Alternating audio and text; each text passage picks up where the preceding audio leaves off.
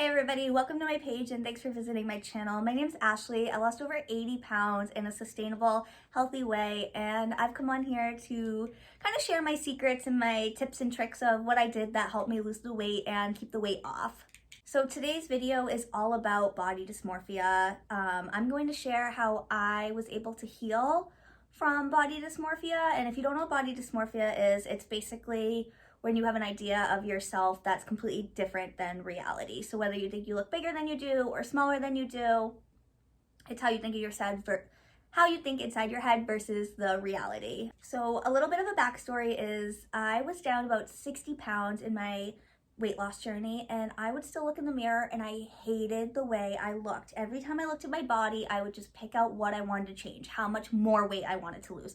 I couldn't even focus on how much I had already lost at that point. I just kept wanting more. Like I was looking forward instead of actually looking, how far I have come on this journey. And it really hit me right then and there where I was like, I could lose 20 more pounds, 40 more pounds, 60 more pounds, 100 more pounds. I am still not going to be happy with the way I look because it is inside my mind. It is how I am thinking and how I am viewing myself. So what really helped me with that was gratitude. So either gratitude journaling or just taking a few moments to internally list what you're grateful for. For an example, I hated my legs. I hated my thighs. I thought that the cellulite was unattractive. I didn't like that my thighs touched and rubbed together. I just really did not like my legs. And I kind of changed my perception on that by thinking of gratitude. Like, okay, why am I grateful for my legs? I can stand up. I can drive a car. I can walk to the bathroom. I can get up in the middle of the night for a glass of water. Like, I am so grateful that I can do all these small things that we take advantage of every day. If I was in an accident and I wasn't able to use my legs again, my life would be drastically different.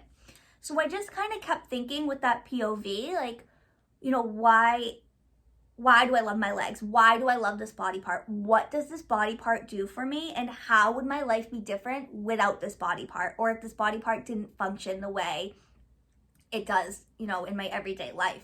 So I just kind of kept thinking about that every single day.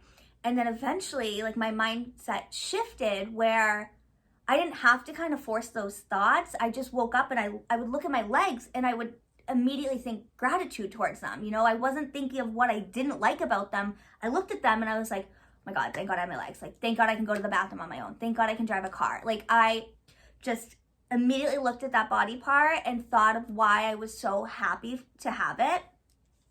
And so I would move on with my arms and my tummy and just like everything else I was insecure about. I started to really think about how much I am grateful to have that.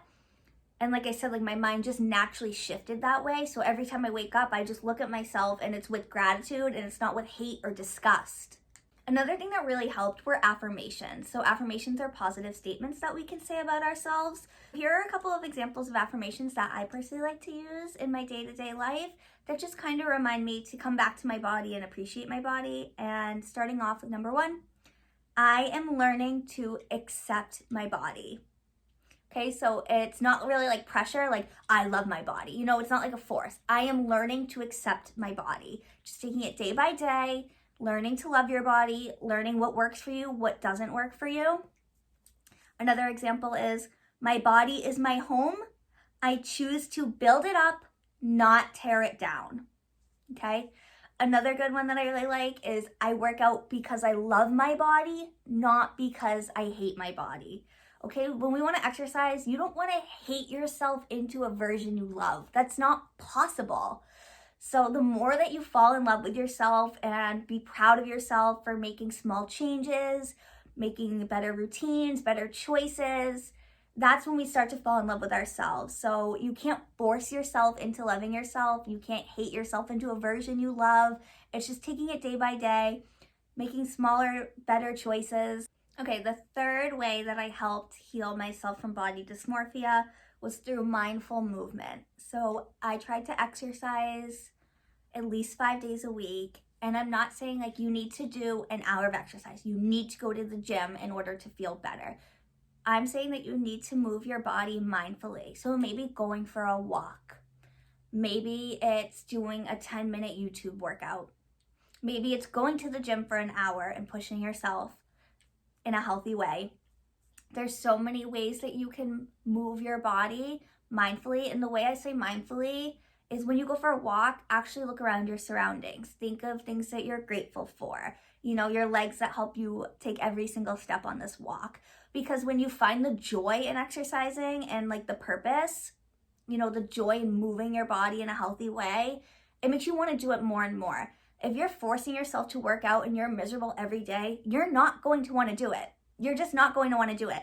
If you're finding things that you enjoy, like maybe rock climbing, skiing, swimming, there's so many ways to burn calories and move your body and exercise your body. It doesn't have to be a gym membership. There's so many other ways, but just finding what works best for you, finding the joy in it and looking forward to doing it, it's going to improve your mindset. It's going to improve your body. It's going to improve everything all around. Lastly, journaling was really huge for me. So I'm not a big writer, and that was one of my goals, was to get into writing and journaling.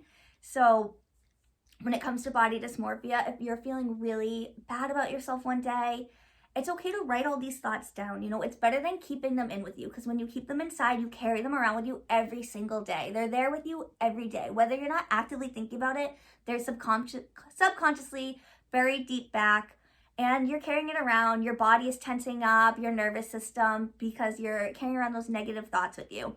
So it's okay to journal them down, and you might even be surprised a year later, a month later, you look back and you're like, I can't believe I used to think this way about myself. Like, I can't believe I used to have these thoughts. Because the more work you put in, you start to heal and you grow, and then you look back and you reflect like, wow, I have come so far and I didn't even realize that. So try to document those feelings down if it's not too triggering, and it could be really therapeutic. So those are the few things that I did that helped me with my body dysmorphia, and I really hope that these tips could help you guys as well. Go ahead and comment if you've tried these and they worked for you, or maybe you've tried something else that worked for you, because we're all here together to just help grow and heal so we can all take advice from one another. Thanks again for watching this video, and I hope it helped.